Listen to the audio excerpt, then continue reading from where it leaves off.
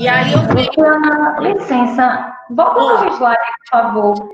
Tu pode explicar, por favor, esse conhecimento comum do conteúdo e esse conhecimento especializado do conteúdo? Posso? Eu vou fazer o seguinte, eu vou explicar agora.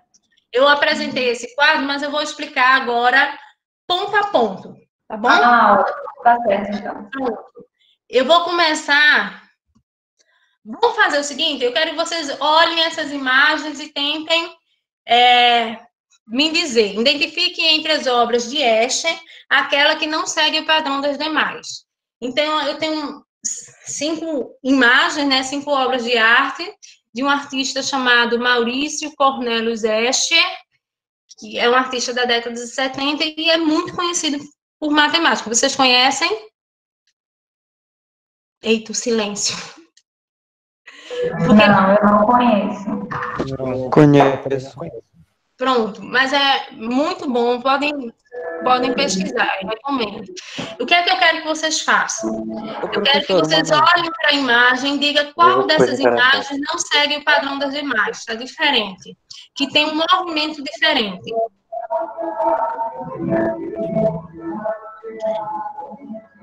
Deixa eu explicar.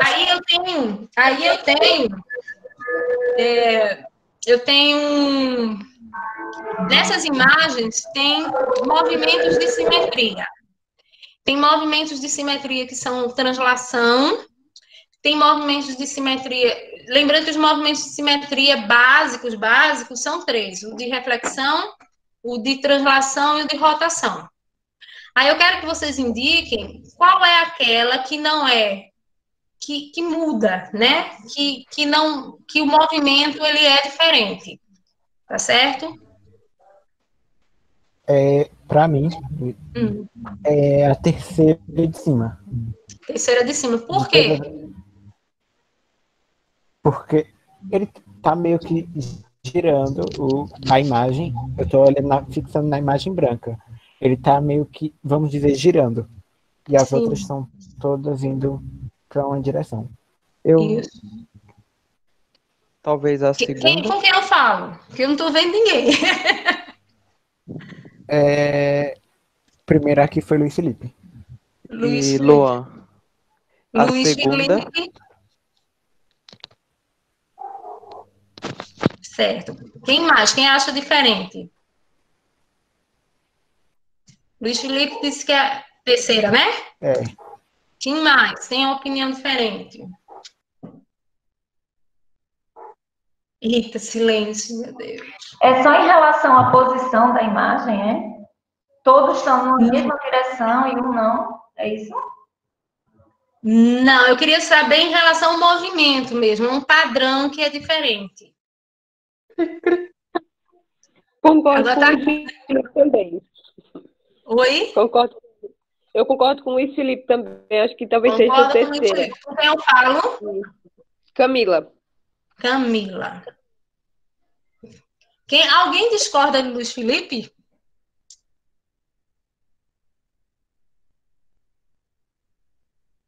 A gente não é de abandonar amigo, não.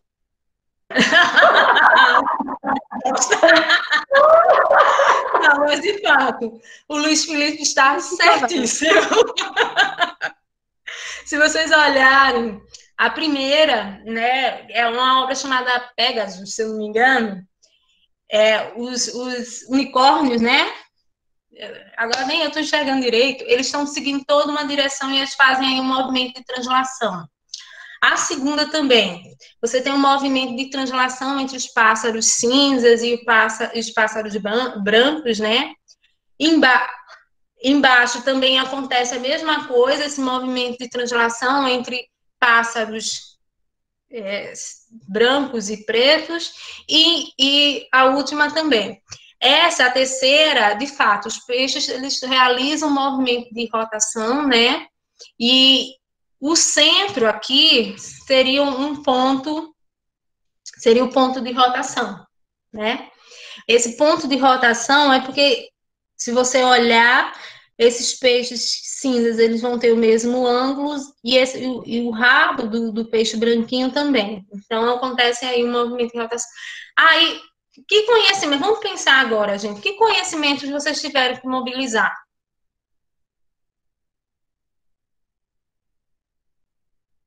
Em algum momento vocês pensaram sobre o aluno de vocês? Respondam sim ou não. Como assim, professora, sobre o aluno? Em algum momento vocês tiveram, para responder essa questão, vocês precisaram pensar em um aluno na sala de aula? Não. Pensou no conhecimento específico, aí seria o conhecimento da simetria, né? Conhecimento da simetria. Que qualquer pessoa que estudou simetria tem, não é? Isso. Isso. Agora me digam, eu vou botar uma outra questão aqui. Essa aqui. Veja só, aqui. Aqui eu vou perguntar, vamos supor que aqui é um professor pensando sobre como é que ele vai ensinar isso para o aluno. Então ele vai pensar, qual é o tipo de problema que eu vou propor? Né? Esse problema seria um problema de... Será que eu proponho um problema para reconhecer as figuras, para completar a figura, para construir figura, né? Ele vai pensar também, as figuras utilizadas são simples, são complexas, as atividades para fazer conexão, essa atividade eu posso fazer conexão entre conteúdos da matemática, eu posso fazer conexão com a arte, eu posso fazer conexão com outros conhecimentos. Ele vai pensar em formas de modificar a atividade. Então, vocês estão percebendo que o movimento é diferente entre essa questão que eu propus primeiro e isso que vocês fazem aqui, que eu proponho aqui. Estão percebendo? Sim. Entende? Então, aqui, nesse primeiro movimento, gente, vocês mobilizaram um conhecimento comum do conteúdo, que, segundo Deborah Ball, é um conhecimento que vai ser utilizado em uma variedade de situações. Por exemplo, você reconhecer o que é uma imagem simétrica, né? No caso ali, vocês reconheceram que tinha um padrão diferente entre as imagens, né? Também vocês serem capazes de olhar para o livro didático e ver que uma questão está errada ou ela está equivocada em algum aspecto, né? É um saber de fazer uma figura simétrica, sem necessariamente explicar por que você fez aquela figura, né?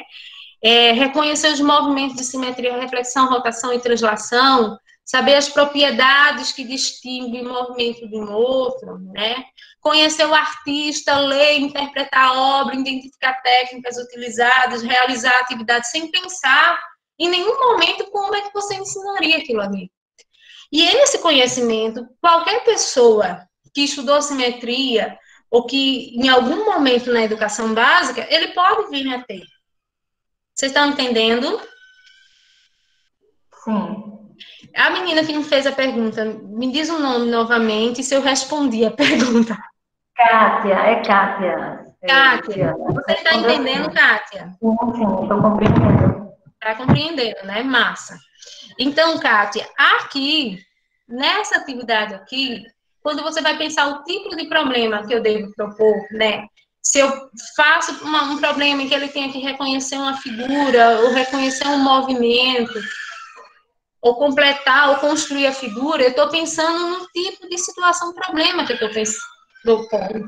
E isso é algo específico do professor. Nenhum sujeito, na atividade diária dele, ele vai propor isso, ele vai pensar nisso, né? Pensar se eu vou usar uma figura geométrica simples, ou se eu vou usar uma figura complexa, como essas de Escher, é algo também do professor. Por exemplo, eu usei essa atividade com professoras nas oficinas que eu propus, né? Nas oficinas, porque na minha tese eu fazia oficinas com os professores e lá eu ia colhendo os conhecimentos. Eita, que a menina da vizinha tá arretada. Eu estou escutando tudo. Ela tá que tá, estão mexendo com ela. E ela... E o danado, geralmente, ela é calada, mas hoje ela tá que tá. Então, quando eu fui propor para vocês, tinham determinadas figuras que eu pensei, talvez não funcionem, porque eu não trabalhei uma série de conhecimentos que eu trabalhava na oficina. Então, o que é que eu fiz? Eu modifiquei as figuras em modo que mobilizasse aquele conhecimento comum de vocês, sem necessariamente gerar complicações. Porque as figuras que eu tinha anteriormente necessitavam de explicações anteriores, né, ou de atividades anteriores. Então, eu pensei no tipo de figura para propor para vocês, para que vocês mobilizassem o conhecimento que eu queria que vocês mobilizassem, para gerar a discussão que eu queria que vocês gerassem, entendeu? Então, isso é um conhecimento de professor, e é um conhecimento que é especializado. Né? Pensar em atividades que fazem conexão. Como eu trabalhei com arte, é claro que eu ia trazer imagens do campo da arte. E ia trabalhar com Escher, porque é um cara que na arte dele, na obra de arte dele, tem muita matemática.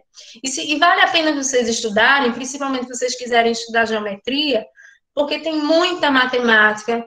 Eu recomendo ele, eu recomendo outro artista que é brasileiro, que é o Otton Butão, né, que tem muita matemática na obra dele. E se você pega artistas concretistas brasileiros, neoconcretistas, vocês vão ter uma diversidade de coisas para trabalhar geometria, para trabalhar grandezas, porque tem muita matemática, né? E pensar como é que eu posso tornar essa tarefa mais fácil, como é que eu posso tornar algo mais difícil. Então, tudo isso, gente, é do conhecimento especializado do professor, né? E que é necessário que todo professor tenha sobre qualquer disciplina que ele venha ensinar. Aí vocês me fizeram a pergunta, já que vocês me fizeram, eu mesmo vou fazer a pergunta e eu mesmo vou responder. Luciana, eu adquiro esse conhecimento especializado todo na graduação? Eu vou responder a vocês que não. Eu vou ter um conhecimento especializado sobre todos os conteúdos que eu tenho que ensinar? Eu vou lhe dizer, na graduação você não vai conseguir. Agora, durante um longo tempo, durante a sua prática, o seu exercício profissional, e a partir de muito estudo, você pode ter conhecimentos especializados sobre os diversos conteúdos que você vai ensinar.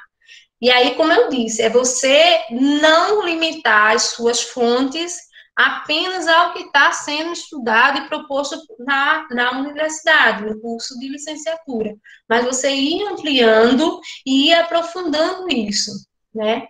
Eu acho que a gente teria um país com uma qualidade educacional muito melhor se, na formação dos professores, além do ensino, do conteúdo, ensinasse esse professor a gostar de estudar e gostar de pesquisar e aprofundar e adquirir conhecimento. Então, entenderam, gente, essa diferença entre conhecimento comum e conhecimento especializado? Entendi. Eu concordo com você, Luciana, quando realmente o professor ele é um eterno pesquisador, né? E como a gente está na sala de aula envolvida com N casos, N situações, a gente realmente tem que estar em busca desses conhecimentos, né? Isso. O problema é que, às vezes, o professor ele se acomoda, né? Ele fica ali só com aquela disciplina que está ensinando. Isso. E aí termina, como você colocou, né? Sendo um professor raso. Isso mesmo. Certíssimo. Aí eu vou prosseguir. Posso? Então, aí a gente... Conhecimento especializado, pensando no conteúdo da simetria, né? Por exemplo, a gente tem que reconhecer as características referentes aos tipos de problemas, reconhecer o que está envolvido no uso de determinada representação da figura, fazer conexões com outros assuntos, avaliar e adaptar o conteúdo do livro didático, né? Porque muitas vezes, deixa eu contar para vocês, minha carreira acadêmica começou na graduação, eu estudando arte e matemática, com a professora Gilda, grande professora, assim, adoro. E aí depois eu fui para o mestrado, foi aí quando eu estudei junto com Diógenes, a gente fez um mestrado, e aí eu estudei a relação entre arte e geometria por meio da simetria com Rosinalda, nos livros didáticos, gente.